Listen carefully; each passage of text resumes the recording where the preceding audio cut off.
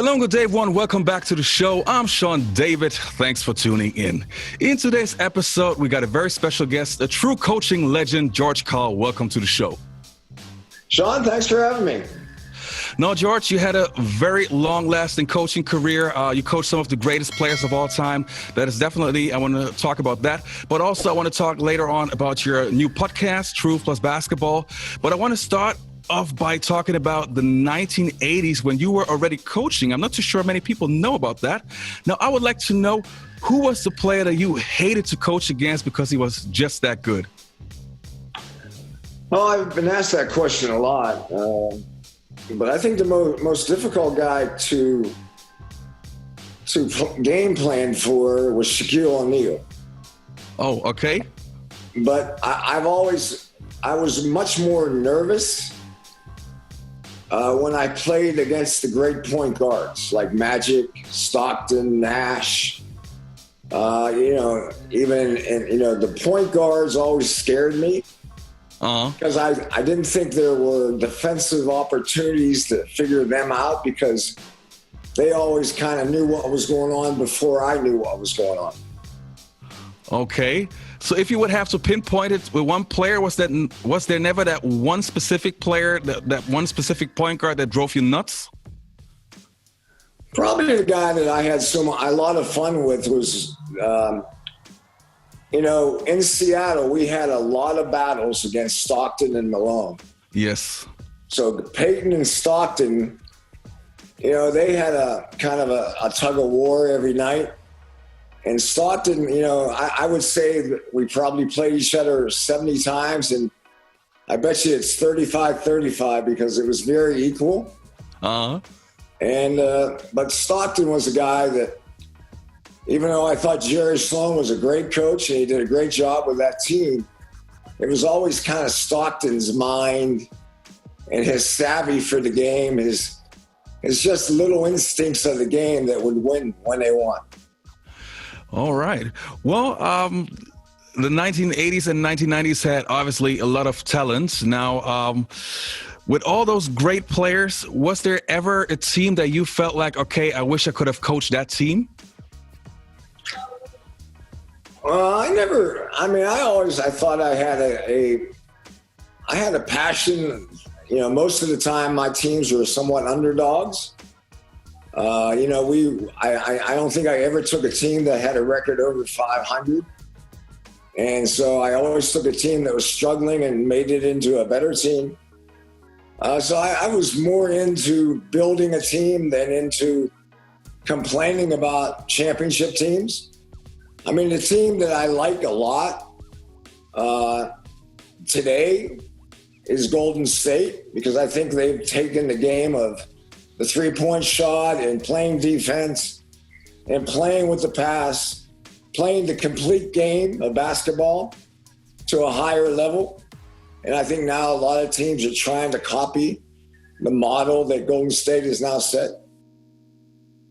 All right. Well, you just mentioned that you always took a team over that had a below 50% winning record. You took over the Seattle Supersonics in 1991. So what were your first impressions taking over guys like a young Gary Payton and a young Shawn Kemp? Well, I think when you take over young players as a coach, there's always a little bit of a pushback from young players from the standpoint of what you want and what they want. So I think that early in my career in Seattle, there was a lot of wrestling matches with Gary and Shawn. Gary, they're more vocal, they're more angry. Shawn, they were more passive, maybe more passive aggressive, but they both had their moments of being stubborn, as I do have. But, developing their attitude into being a professional and also making a commitment to what we're trying to do. What I loved about Gary and Shawn, the tug of wars usually happened off the court, in the weight room, and in practice. Very seldom did they happen in games. Oh. One thing I really respected in Gary and Shawn from the very beginning is when the game started, they were 100% committed to winning. I think some players take their stubborn, selfish nature into games and try to blackmail the team and the coach. Gary and Shawn never did that. They did that in practice a little bit. They complained a lot. We had a lot of different disagreements. But in the end, I think we ended up on the same page. And it was fun in the latter years when they really were committed to win a championship, to be a part of that team. Mm-hmm. Now, the 1996 NBA season, obviously the season where the Bulls won the championship. I don't want to go too deep into that topic because you dedicated an entire episode on your podcast, Truth Plus Basketball. But just a short thing I wanted to talk about. You often said that you believe if Nate McMillan was healthy, you would have won the championship. Why do you feel that way? What was that impact, that thing that made Nate so valuable for the team? I just think our best lineup was when Nate was in the lineup with Gary. And I thought we were great defensively, and we were a great passing team offensively. And I mean, don't get me wrong, we had good bench players like Vincent Askew and guys that took up the slack for Nate, but it was never the same. And Nate had a savvy and instinctive intelligence to him that rubbed off on other players. You know, I think coaches in America call them the glue guys, the guys that make everybody fit, the guys that come together, the guys that, you know, stir the pot and make the chemistry work. And Nate was that guy, and we missed him. And he also was probably the verbal leader of the team. He was the guy that spoke up when things got in, when there's angry or something going wrong on the court. Nate was the guy that stood up and said the right things. And I mean, I got to be honest, I'm a huge Chicago Bulls fan and a huge Michael Jordan fan. From your experience coaching against Michael for so many years, don't you feel that the higher the competition, the higher the level of the opponents, that Jordan always found a way to reach that next level? You don't think that he would have been even better when you guys challenged him even more? Because your team already put up an incredible fight. And that season, I've never seen another team that was so feisty and made Chicago work so hard. But I just feel, as a Bulls fan, as a Jordan fan, that if you guys would have reached the next level, some way, somehow, like always, Michael would find the next way to be even better. What do you say to that?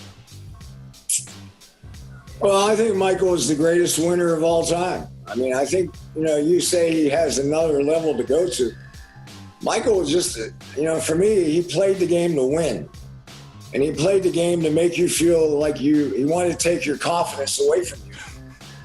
In our series, I honestly thought if we had Nate, it would have been a Game 7.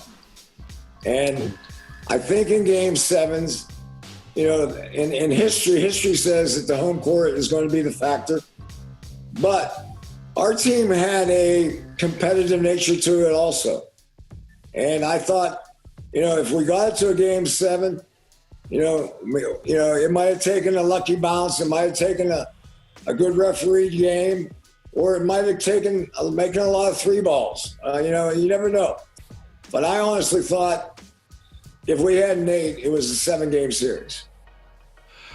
Well, if you guys would have taken the Bulls to the seventh game, then nobody can claim anymore that Michael never allowed us a Game 7. So you guys would have changed the history, the narrative of Michael Jordan. Now, George, I already mentioned your podcast, Truth Plus Basketball, and I listened to a couple of episodes, and I think it's really, really well done. I already talked to your producers. You can really hear that there's a lot of love and passion in the podcast. You are telling a lot of stories from your experience. Can you give me a short summary of what people can expect listening to your podcast? Well, I think the best way to explain it is what I enjoy about basketball is talking about it kind of in a, you know, after the games, coaches like to go out and hang out and talk about what happened and complain and blame and get mad and angry or celebrate. And what I like about the podcast is it gives me an opportunity to elaborate and maybe discuss in deeper detail on what happened in certain games.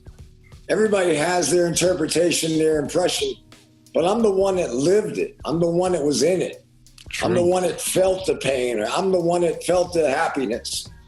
And I just think the podcast gives me more opportunity than on a radio show where you have a 5-minute limit or a 10-minute limit.